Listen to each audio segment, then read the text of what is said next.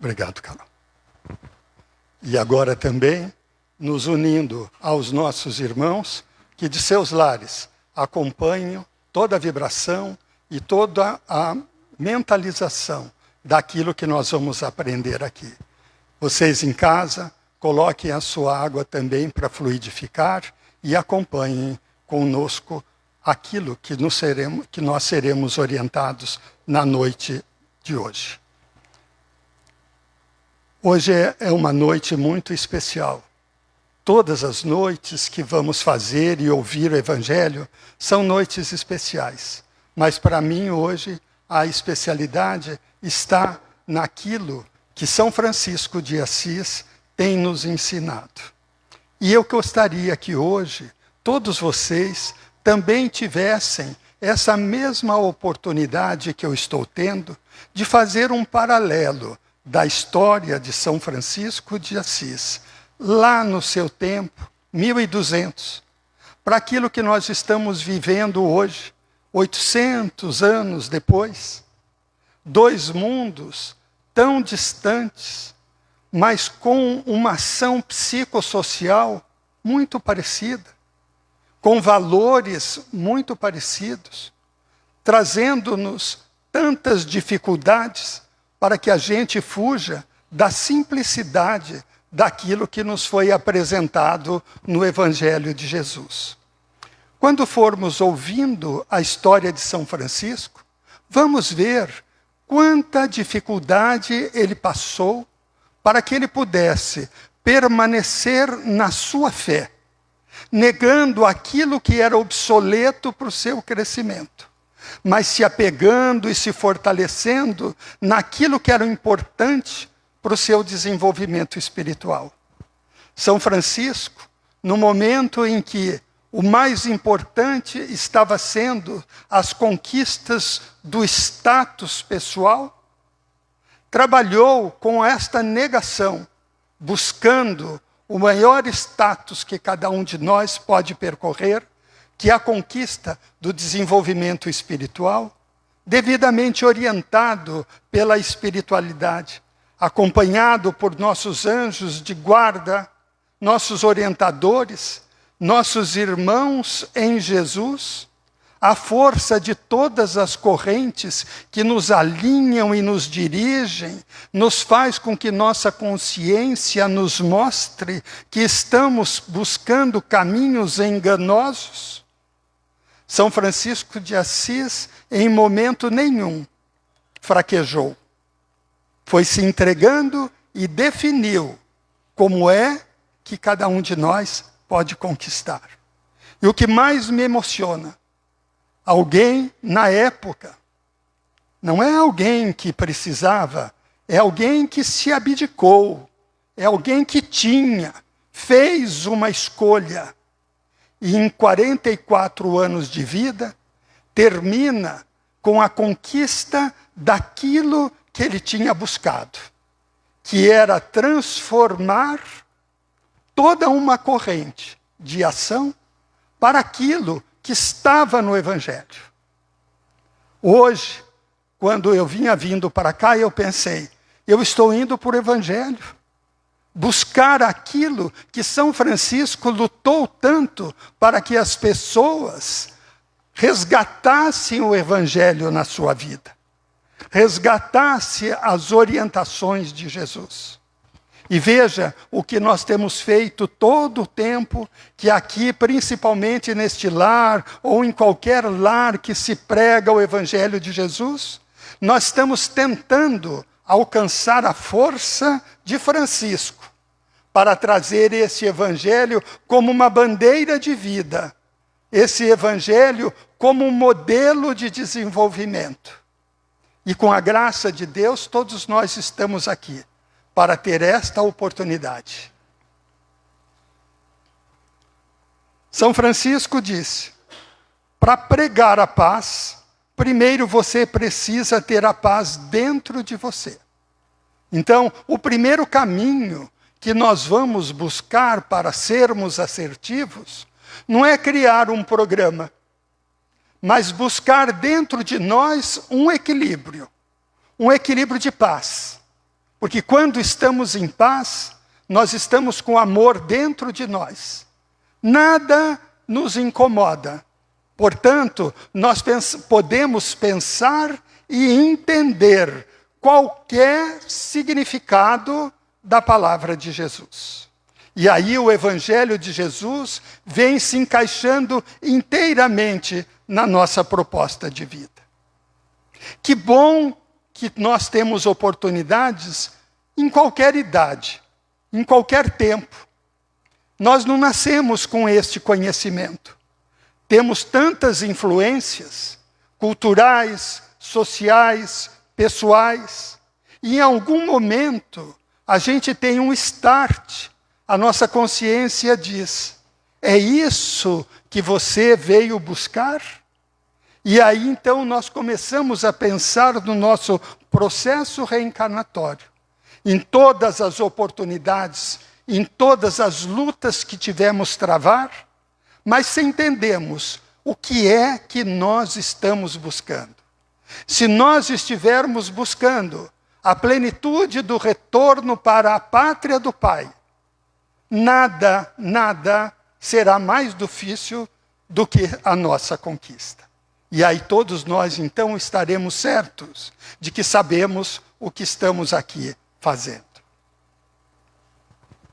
Giovanni di Pietro Bernardone nasceu e morreu em Assis, na Itália, entre 1182 e 1226. Como Jesus, poucos anos para deixar toda a mensagem que nós aqui, quase 1000 anos depois, estamos refletindo. Teve uma juventude inquieta, normal para os jovens saudáveis e de posse. Porém, não era egoísta, pois oferecia tudo o que tinha. Ele já traz uma coisa dentro dele que é muito importante. Ele não estava muito aí com a vida, ele era saudável, tinha muito dinheiro, podia fazer tudo, mas ele já tinha com ele um sinalzinho que ele não era egoísta. Ele já tinha um olhar no outro, entendendo as necessidades do outro. Filho de um italiano rico, comerciante de tecidos, e de uma mãe francesa.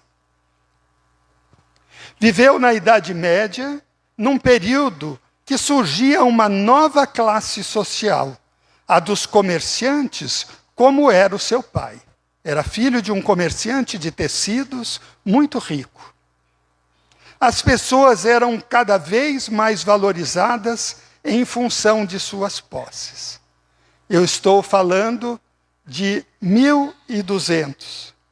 Será que existe alguma coincidência da forma que nós estamos vivendo hoje? Será que esses 800 anos nos levaram a buscar a natureza, o desenvolvimento espiritual? Ou nós ainda estamos nos valorizando por aquilo que possuímos? Será que nós conseguimos, nesses anos, aprender a conjugar o verbo ser e não o verbo ter somente? Será que nós sabemos esta diferença? Mas, de qualquer forma, o tempo todo nós vamos buscando e acumulando. Lá na hora da morte, nós vamos descobrir que tudo que nós acumulamos fisicamente não dá chave nem passagem para nenhuma trilha que vá até o Senhor. O deus Mamon mostrava suas garras e dentes, pois o brilho do ouro seduzia muito mais pessoas do que a luz que nascia no coração de Jesus. Estamos citando o Evangelho segundo o Espiritismo, no capítulo 16. Servir a Deus e a Mamon. Salvação dos ricos. Nenhum servo pode servir a 2 senhores. Vós não podeis servir a Deus e as riquezas. Lucas 16, 13. Será que nós conseguimos um dia afirmar isso na nossa consciência, mas também colocar na prática do nosso dia? Vamos persistindo. Vamos persistindo. Pai tem paciência. Ele nos dará quantas oportunidades precisarmos para aprendermos a lição. Por isso, o livre-arbítrio e o processo reencarnatório. Quantas vezes forem necessárias, eles nos colocam de volta para fazer a segunda época da lição que nós não conseguimos superar. Sua juventude era igual aos dos demais da sua época. Aventureiro, tinha o sonho de se tornar cavaleiro e rumar para as guerras, mas também almejava conseguir um título de nobreza. Gostava de se vangloriar em jogos e passatempos. Como muito rico, era esbanjador, mas nunca avarento. Trazia, então, consigo essa coisa de não ser avarento, de não esquecer o outro, também de oferecer o que tinha para o outro. Já era uma qualidade que ele tinha. Numa guerra entre Assis e Perúgia, ele se tornou prisioneiro por 1 ano. Seu pai o resgatou muito fraco e bem diferente pelos efeitos da prisão. Aí, com esse tempo que ele ficou preso, em sofrimento, ele já começou a olhar para dentro de si mesmo. Ele já começou a criar valores, porque ele pôde comparar tudo que ele tinha e aquilo que ele deixou de ter. E não foi pouco. 1 ano de sofrimento, nesta idade muito jovem, com todas as expectativas que ele tinha, ele conseguiu, então, prestar atenção no que a vida estava lhe mostrando. Após algum tempo, voltou para as batalhas. E no caminho de uma, ele fica doente e tem uma visão que diz para ele voltar para casa. Nessa época, começa a acontecer a conversão de Francisco. Então, as perdas, a doença, o sofrimento, faz com que ele tenha parâmetros para se organizar. Às vezes a gente vê, principalmente no consultório, sendo eu psicólogo, e psicólogo hospitalar também, o que a gente vê é que o sujeito repete tantas vezes o sofrimento, tantas vezes a doença, e não faz a grande mudança. Continua insistindo em seguir daquela forma. Um dia ele tem uma síndrome de pânico, outro dia ele tem um infarto e outro dia ele morre. Com todos esses avisos, em nenhum deles ele parou para pensar: por que isso está acontecendo comigo? Será que eu não estou no caminho errado da minha vida? Quando alguém, num chacoalhão de uma doença ou de um susto, para e pensa: opa, e agora? Não vou querer que isso repita. Então eu paro, penso, reflito, busco ajuda e modifico o meu comportamento.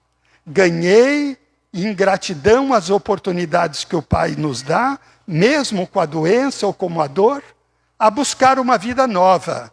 Não uma nova diferente. A vida nova que estava dentro de mim já. Porque cada um de nós sabe a trilha que tem que seguir. Sua visão formou uma profunda identificação com os problemas de seus semelhantes. Sua atitude também foi original em afirmar a bondade e a maravilha da criação. E isso em uma época que considerava o mundo como mau. Puxa vida, se naquela época o mundo era mau, será que hoje eu posso dizer que nós estamos vivendo num mundo bom? Lá tinham as guerras, lá os valores eram as posses, o valor era o isolamento para viver aquilo que tinha em detrimento e não enxergar aquilo que faltava para o outro. Será que nós estamos tão distante disso? Ao se dedicar aos mais pobres dos pobres, e quando amou a todas as criaturas a ponto de chamar de irmão, fez sua visão positiva da natureza e da humanidade, e foi uma das forças pioneiras que levaram a filosofia da Renascença. Ele começou então a entender que todos os problemas fugiam todos da natureza. Eram todos posses, era todos criação, era tudo compra, era tudo acúmulo. E a natureza estava lá. Será que hoje a gente não tem feito a mesma coisa? Colocando um blackout na nossa janela para não olhar a natureza, para enxergar a tela melhor do computador que está adoecendo os nossos filhos com seus jogos e com o seu desentendimento da vida? Temos que prestar atenção. Para ser um soldado de Cristo, esse é o sonho de todos nós, teria que vencer uma batalha sobre si mesmo. Não adianta ganharmos batalhas, guerras, coisas. Precisamos construir e vencer a batalha sobre o mal que nós precisamos fazer sarar. Foi quando, numa viagem, avistou um leproso, que para ele era até difícil lidar para um leproso. Na época, o leproso era sinônimo daquilo que era a morte, por contaminação. Mas, como tinha o ideal de vencer a batalha, sobre a si mesmo, desceu do cavalo, deu a esmola e também um beijo no leproso. Isso que é fé, né? Isso é que é coragem. Isso é que é a certeza de que aquilo que nos cabe nos é dado. Aquilo que não nos é merecido, nós não precisamos ficar nos protegendo, porque desta proteção o Pai já nos deu. Uma vez, ao passar pela igreja de São Damião, que estava em ruínas, entrou para rezar e ouviu uma voz que vinha da cruz 3 vezes. Francisco, vai e restaura a minha casa que está em ruínas. A mensagem caiu muito forte em seu coração. E logo tratou de restaurar a igreja material. Foi esse o entendimento que ele teve da mensagem. Restaura a igreja física. Para arrecadar verbas, vende os tecidos da loja do pai. Foi lá quietinho, pegou os tecidos da loja do pai, vendeu tudo, fez dinheiro para comprar material para consertar a igreja. Quando o pai descobriu, ficou tão raivoso que Francisco fugiu e se escondeu em uma caverna.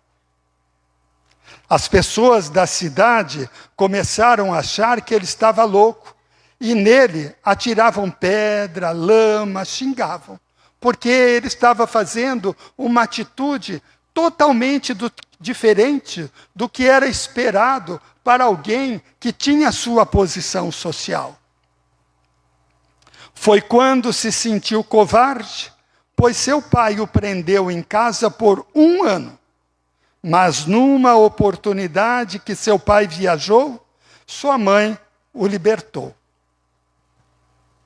Eu sempre ressalto Maria de Nazaré. É difícil uma mãe falhar numa hora, né? Ela pode ter atrasado 1 ano, mas na primeira chance, por mais que ela quisesse o filho ali protegido com ela, a consciência materna diz, olha filho, segue a tua vida, porque aqui você não vai chegar a lugar nenhum.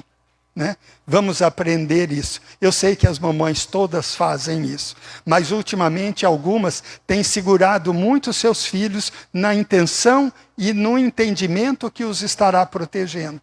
Não, nós não protegemos nossos filhos. O pai protege a cada um.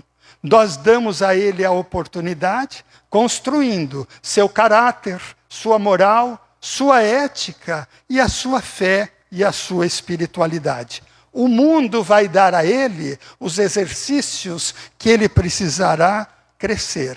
Em casa, a gente não faz exercício, porque a mamãe faz todos os exercícios por cada um de nós. Então, vamos entender também este significado citado na libertação de São Francisco, para que ele pudesse seguir o caminho de Jesus. Sempre lembrando que Maria de Nazaré sempre ensinou esta lição. Acompanhou o seu filho em todo o seu desenvolvimento, levando água, alimento, carinho, e chorou no seu Calvário, mas permitiu que ele realizasse a obra da vida dele, que era a obra de Jesus.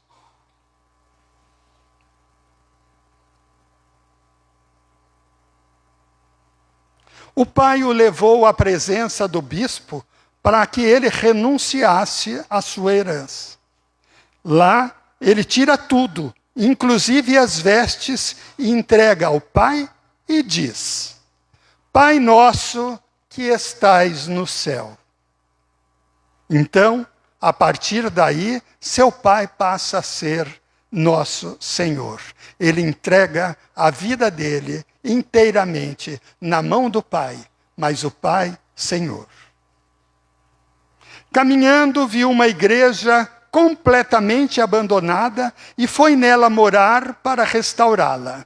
Ele gostava de cuidar dos outros, mas ele também tinha uma coisa de restaurar igrejas. E diz que a história conta que ele era bom. Ele carregava pedra, ele fazia paredes, que ele era um bom pedreiro.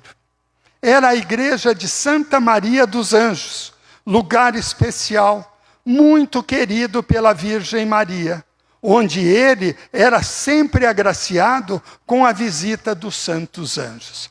Veja, Maria trouxe para a casa dela, para que ele pudesse ali ser acolhido e orientado e também protegido. Ali ele fundou a Ordem dos Frades Menores.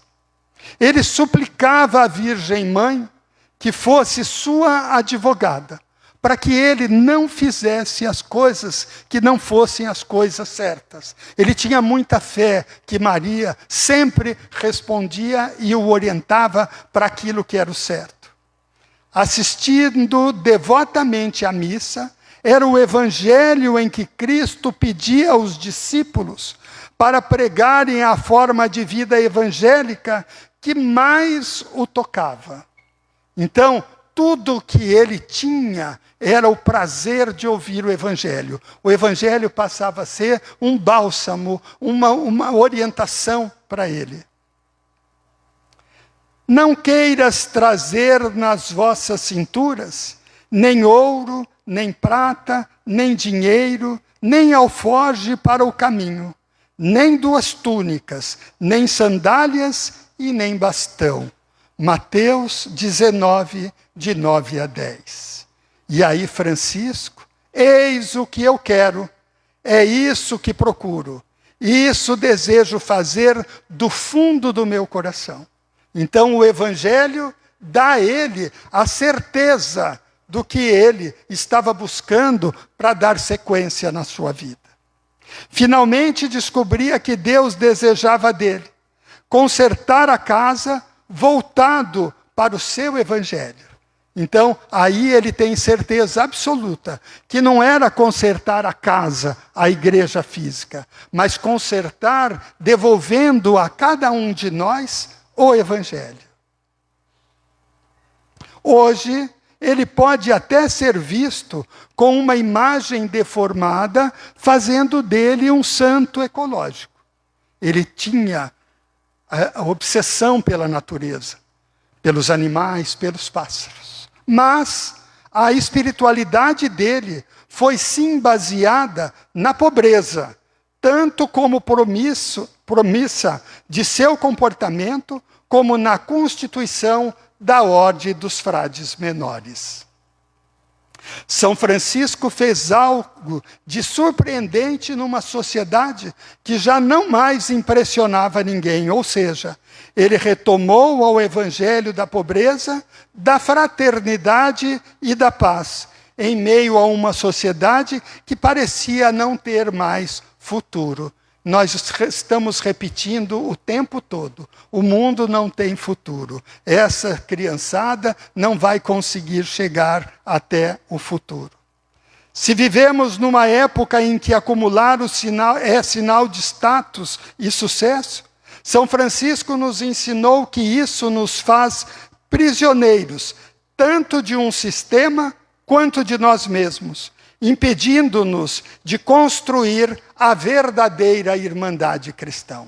Nós falamos sempre de boca cheia: somos todos irmãos em Cristo. Na prática, tratamos os outros irmãos como trataríamos a Cristo? Vamos prestar atenção. Uma referência hoje é voltar para o ensinamento de São Francisco, enquanto nossa sociedade continua produzindo fome, miséria, opressão e exclusão. Duas das grandes e mais expressivas questões que incomodavam São Francisco eram o poder e o dinheiro. A paixão pelo dinheiro e pelo poder criava, nessa época, o espírito da ganância e fazia presente, e a miséria mostrava sua pavorosa face. Mas nunca é demais lembrar, para que a gente não pegue e arraste culpas para cada um de nós, precisamos entender em que condições nós estamos educados. É demais lembrar que São Francisco é filho de sua época e de um pai que procurava construir o futuro de seu filho conforme o seu próprio interesse. Tinha nada com o futuro que Maria dava e José ao seu filho, ao interesse do filho. Assim, o destino de São Francisco já estava definido por seu pai, mesmo antes de nascer. Estava sendo treinado para ser bem-sucedido na mesma sociedade em que seu pai havia conseguido sucesso. Será que nós não estamos obrigando os nossos filhos a seguirem e escolherem profissões que sejam rendosas, ao invés de perguntar a eles qual é a sua habilidade? O que você gostaria de passar a sua vida fazendo para ser feliz? Será que o sucesso está ligado àquilo que vai ter e não o seu coração em paz que você pode ser? Todo o tempo no consultório nós vivemos jovens com este problema. Pais que querem que nos terceirizar para que a gente faça com que os seus filhos sigam aquilo que eles estão dizendo, porque para eles é o certo. 3/10/26, falecimento de Francisco de Assis. O mundo aprendeu de seus lábios, de que seu exemplo, que a perfeita alegria, consiste em aceitar tudo com ânimo pelo amor de Jesus. Seja a dor, seja o sofrimento, vamos transformar em amor, porque é a ferramenta do nosso crescimento. A oração de São Francisco, por um autor desconhecido, publicada em 1916 no Jornal do Vaticano pelo Papa Bento XV, que ficou de 1914 a 1922. Senhor, fazei-me instrumento de vossa paz. Onde houver ódio, que eu leve o amor. Onde houver ofensa, que eu leve o perdão. Onde houver discórdia, que eu leve a união. Onde houver dúvida, que eu leve a fé. Onde houver erro, que eu leve a verdade. Onde houver desespero, que eu leve a esperança. Onde houver tristeza, que eu leve alegria. Onde houver trevas, que eu leve a luz. Ó Mestre, fazei que eu procure mais consolar do que ser consolado, compreender que ser compreendido, amar que ser amado, pois é dando que se recebe, é perdoando que se é perdoado, e é morrendo que se vive para a vida eterna na glória de Jesus. com toda a gratidão à espiritualidade e ao Evangelho de hoje, vamos juntos fazer a oração que o Mestre nos deixou para que pudéssemos segui-lo na certeza de que sua mão sempre nos estará estendida. Pai nosso que estais nos céus, santificado seja o vosso santo nome. Venha a nós o vosso reino, seja feita a vossa vontade, assim na terra como nos céus. O pão nosso de cada dia nos dai hoje, Senhor. Perdoai as nossas ofensas, na medida que nós perdoarmos aqueles que nos têm ofendido. E não nos deixeis cair em tentação, mas livrai-nos de todos os males. Graças a Deus. Boa noite a todos. Que Jesus acompanhe para os seus lares e os nossos irmãos de casa. Uma boa noite e um bom descanso. Graças a Deus.